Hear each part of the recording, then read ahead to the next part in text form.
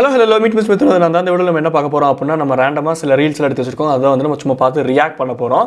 ரொம்ப நாளாக நான் வீடியோஸ் போடல, ஒரு 1 மந்த் கேப் இருக்கும். அதுக்கு காரணம் வந்து ஊருக்கு போயிட்டேன், அப்புறம் ஃப்ரெண்ட்ஸை பார்க்குறதுக்கு பெங்களூர்லாம் போயிட்டு எனக்கு ஒரு பிரேக் தேவைப்பட்டுச்சு. அதனால சரி முடிஞ்ச அளவுக்கு எப்போ இந்த மென்டல் பீஸ் ரீஸ்டோர் ஆகுதோ அப்போ வீடியோ போட்டுக்கலாம் அப்படின்னு சொல்லிட்டு ஃப்ரீயாக விட்டேன். பார்த்தா 1 மாதம் ஆயிடுச்சு.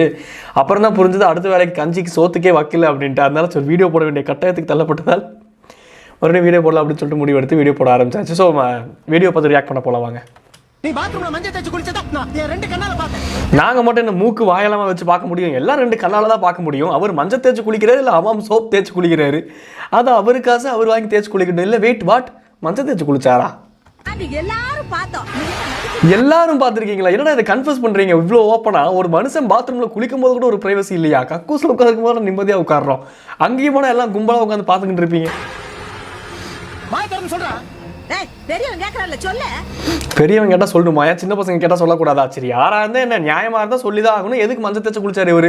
அந்த மஞ்சள் வந்து அதை வச்சிருந்தோம்னா ஒரு மருத்துவ குணமாக இந்த ஒன்று சமைக்கிறதுக்கு யூஸ் பண்ணலாம், அதுக்கு யூஸ் பண்ணலாம். அதை விட்டு ஒரு ஆம்பளை பிறந்துட்டு மஞ்சள் தேய்ச்சி குளிச்சா மீசை வளராமல் போயிடும். அதுக்கோசரம் சொல்கிறேன் நான்.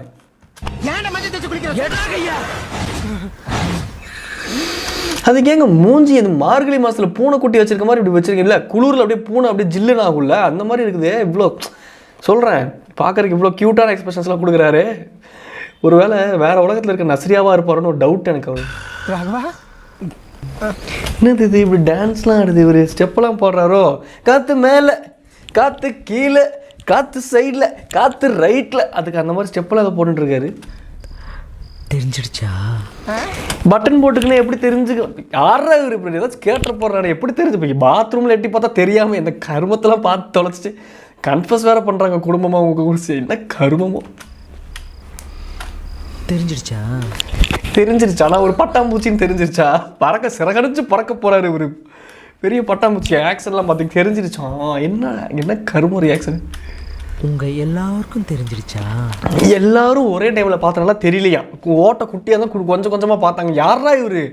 எல்லாத்துக்கும் தெரிஞ்சனால தான் உட்காந்து கேட்குறாங்க, என்ன தெரிஞ்சிருச்சா, என்ன விஷயம் உங்களுக்கு? இப்போ எதுக்கு நீங்கள் இப்படி நடந்துக்கிட்டு இருக்கீங்க? சரி விடுனா, சரி விடு விடு, எனக்கு பல்லு வலி இதான், இந்த எவரில் இருக்கல இந்த பல்லு தான். அந்த மாதிரி க்யூட் எக்ஸ்பிரஷன்ஸ்லாம் கொடுத்துட்டு இருக்காருல்ல இவர். என்ன இப்போ திடீர்னு இவர் இந்த வானவில் பாடல்கள்லாம் கேட்ட மாதிரி சொல்கிறேன். ஒரு வானவில்லின் பக்கத்திலே வாழ்ந்து பார்க்கி அந்த பாட்டாக இருக்கட்டும். நடந்து சென்ற அமைதியுடன் பல வானவில் பார்த்தே வழியில் தொடர்ந்தது பயணம். இந்த மாதிரி நிறைய பாடல்கள் கேட்டிருப்பார் போல. அதனால இப்படி காற்று மேலே காற்று கீழே அந்த டான்ஸ் ஆடிட்டு இருக்காரு. ஆமாம், பெரிய அஜந்தா தேட்டர் ஸ்க்ரீன் இது. எப்படி பிடிச்சி இப்படி கீழே அஜந்தா தேட்டர் உங்களுக்குலாம் தெரியாது இல்லை? கரூரில் இருக்க ஒரு தேட்டர் ஃப்ளோவில் அஜந்தான்னு அந்த பெரிய பிவிஆர் மாலில் இருக்க ஸ்க்ரீனு மூடி வைக்கல அப்படின்னா தூசு படிஞ்சிடும். மூடுங்க நல்லா. யாரா இவர்? பின்னாடி டைப் பண்ணும்போது கீழே தெரியுது அப்படின்னா லாங் டாப்ஸ் எடுத்து கொடுக்க வேண்டியது தானே, வேலை முடிஞ்சு போச்சேன். அப்புறம் உடனே ஒரு ஃபோன் பண்ணுறாரு, மறுபடியும் இதான் சாக்கு அப்படின்னு சொல்லிட்டு கையை தூக்கி பெரிய சிம்ரன். யாரா நீங்கள்லாம்? என்னடா கான்செப்ட் இது? ஏன் அப்படின்னு கேட்குறாரு. அவர் கோவப்படுறாரு. அவர் பொசசிவ்னஸ், இது பேர் தான் அந்த பொசசிவ்னஸ். இது இளவெல்லாம் இருந்துச்சு அப்படின்னா அந்த லாங் டாப்ஸை வாங்கி கொடுத்து வேலை முடிஞ்சு போச்சு இல்லை? இந்த மாதிரி வாங்கி கொடுக்க வேண்டியது, அப்புறம் பிடிச்சி பிள்ளைகளே பிடிச்சி திட்ட வேண்டியது. அப்புறம் இன்னமும் போங்கடா கேட்டால் காதோலும்பிங்க. அதுக்கு நமக்கு சம்மந்தம் இல்லை, அதனால் கருத்து சொல்ல முடியாது என்னால்.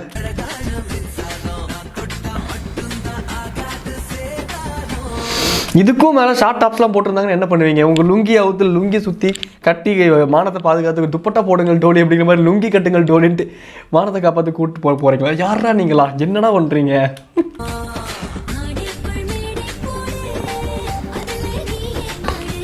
இவர் ஃபோன் நோண்டிட்டு இருந்த நேரத்தில் இவரே மேடமோட கொண்டைய கரெக்டாக மெயின்டைன் பண்ணியிருந்தாருன்னா வேலை முடிஞ்சுதா? அதை விட்டுட்டு இது ஒரு கான்செப்ட்னு சொல்லிட்டு. யார் இவங்க? யார்ரா இது?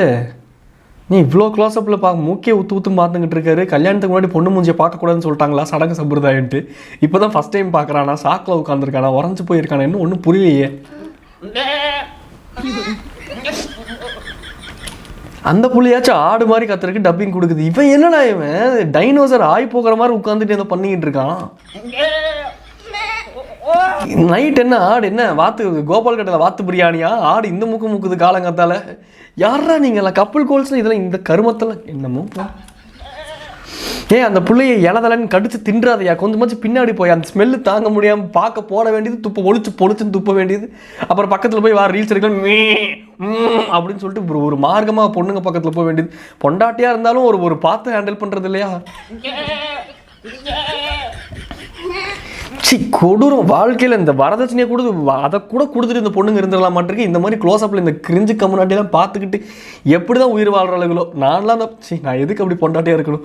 அந்த பொண்டாட்டி இடத்துல யாராச்சும் இருந்தால் நெருப்பு டிவோர்ஸ் வாங்கிட்டு போயிருக்கலாம். இந்த மூஞ்சி டெய்லியும் காலங்காலத்தில் ரீல்ஸ் எடுக்கலான்னு பக்கத்தில் வந்து மூடு அந்த மாதிரி கத்திக்கிட்டு இருங்க யுவர் ஆனர் அப்படின்னு ஒரு காரணத்தை சொன்னால் ஜட்ஜே டிவோர்ஸ் கொடுத்துருவார். அக்கா வந்து காசு கொடுத்து உதவி செஞ்சுட்டாங்களாம். அதை வந்து அக்கா வந்து நீங்கள் சாப்பிட்டுக்கிட்டே போங்க அப்படின்னு சொல்லிட்டு அக்கா பெருந்தன்மையாக சொல்கிறாங்களாம். சாரை பாருங்களேன், நல்லா இருக்கும், நீ நல்லா இருக்கும் அப்படின்னு அவர் சொல்கிற ஸ்லாங்லேயே தெரியாமல் சாருக்கு காலையில் எவ்வளோ உள்ளே போயிருக்கு அப்படின்னு சொல்லிட்டு ஒரு குவார்ட்டர் அடித்தாதான் காலகட்டத்தில் வண்டியே ஓடும் தலைவனுக்கு. பார்த்தாலே தெரியுது. அவங்ககிட்ட போய் காசை கொடுத்துட்டு நீங்கள் சாப்பிடுங்க, நீங்கள் நல்லா சாப்பிடுங்க, ராஜபோக விருந்து வச்சுருக்கேன் வந்து சாப்பிடுங்கிற மாதிரி.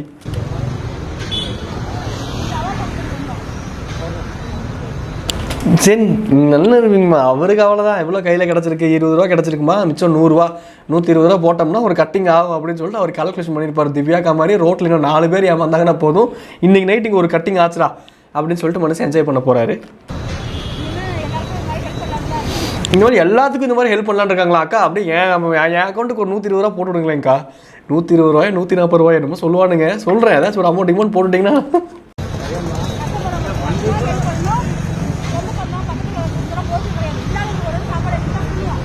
சொந்த பந்தங்கள்லாம் பக்கத்தில் இருந்தாலும் பிரோஜனம் கிடையாது. இல்லாதவங்களுக்கு ஒரு வேளை சாப்பாடு வாங்கி கொடுத்தா புண்ணியமா? சொந்த பந்தங்களுக்குலாம் உன்னை மாதிரி ஹெல்ப் பண்ணாங்க அப்படின்னா சொந்த பந்தங்கள் யூஸ்ஃபுல்லாக இருக்குமே.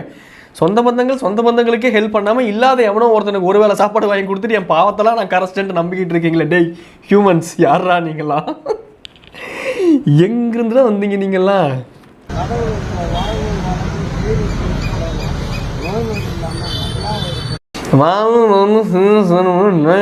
நல்ல அப்படியே உனக்கு புரியல நமக்கு.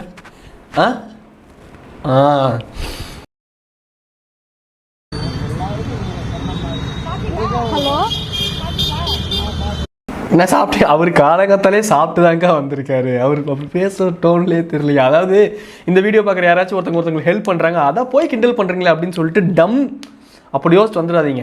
யாருக்கு உதவி பண்ணணும்னு ஒன்று இருக்குது. பாத்திரம் மருந்து பிச்சை எடு, கோத்திரம் மருந்து பொண்ணை இடம் என்னமோ சொல்லுவாங்க. என்னமோ ஒரு பழமொழி. அதான் அது மாதிரி சொல்கிறேன். நம்ம என்ன பண்ணுறோங்க தெரிஞ்சு பண்ணணும். யாருக்கு ஹெல்ப் பண்ணுறோங்க தெரிஞ்சு பண்ணணும். நம்ம கொடுக்குற காசு ஒரு வேளை சாப்பாடுக்காகுதா, அது ஓகே.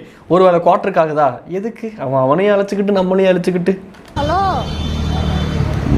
யாரோ பின்னாடி இருந்து அலோன்னு வேற சொல்கிறாங்க. என்னது இது வீடு செட்டப்பாக இருக்குது? என்னாச்சு வீட்டுக்குள்ளே? என்னடா இது இப்படி வேர்க்க எதுக்கு இப்படி வெறுவெருன்ட்டு அங்கேயும் இங்கேயும் அலைஞ்சிக்கிட்டு இருக்கேன்? கரண்ட் இல்லைன்னு தெரிஞ்சுதானே கரண்ட் வந்ததுக்கப்புறம் ரீல்ஸ் பண்ண வேண்டியதானே. அவ்வளோதான் என் மைண்டில் ஓடிச்சு. சொல்கிறேன். சப்பா தக்காளியை வெட்டுறதா இருந்தால் இப்படி வெட்டணும். கட்டிங் டேபிள் ஒன்று இருக்குதுங்க, கத்தின்னு ஒன்று இருக்குது. தக்காளி நடுவில் வச்சு இப்படி பொழந்து அந்த நடுவில் இருக்க இதை எடுத்து இப்படி போட்டுட்டு டிங் டிங் டிங் டிங் டிங் டிங் டிங் டிங் டிங் இப்படி வெட்டணும். தக்காளி இந்த ஓடு போட்டுட்டு இப்போ சாமி ஐயோ நான் இடிச்சுக்கிட்டேனே. ஒரு தக்காளி வெட்டினதுக்கே மூச்சு வாங்குதா உங்களுக்கு? என்ன எப்போ சமையல் முடிக்கிறது? இந்த வெங்காயத்தை வெட்டி போட்டு தக்காளியை வெட்டி போட்டு அதை மசஞ்சு அந்த பச்சை ஸ்மெல்லு போனதுக்கப்புறம் பவுடர்லாம் கொட்டி காய்கறியை கொட்டி குழம்பு வச்சு இன்னைக்கு தின்ன மாதிரி தான் இருக்கு. ஒரு தக்காளிக்கு பர்ஃபார்மன்ஸ் ஜாஸ்தியாக இருக்கு. தக்காளியை தான் வெட்டினீங்களா? இல்லை எனக்கு புரியல. வீடு செட்டப்பாக இருக்குது, வேர்க்க வந்து உட்காடுறீங்க, திடீர்னு கத்தி எடுத்து எட்டுற இடத்துல வெட்டுறீங்க. தக்காளி தான்.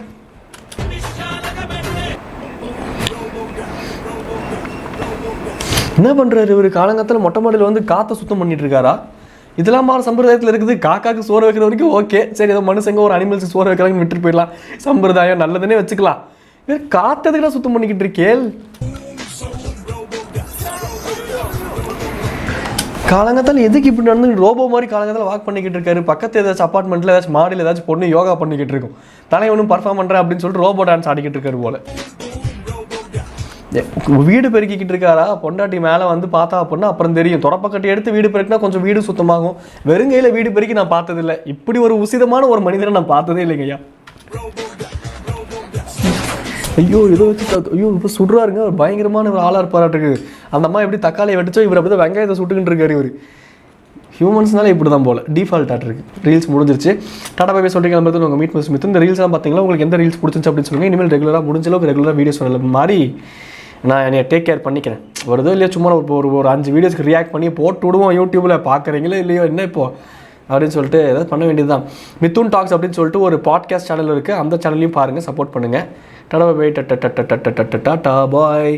முடி வெட்டி விட்டுருக்காரு பாருங்க, கிரைண்டருக்குள்ளே விட்டு. நான் கிரைண்டருக்குள்ளே விட்டாவாச்சு 120 ரூபா மிச்சமாக இருக்கும். இந்த டைமு சரியான சொதப்பல் என் ஹேர் கட்டு. எரிச்சலாக இருக்கிறத நினச்சா. பரவாயில்ல, பழகிருச்சு 90s கிட்டா.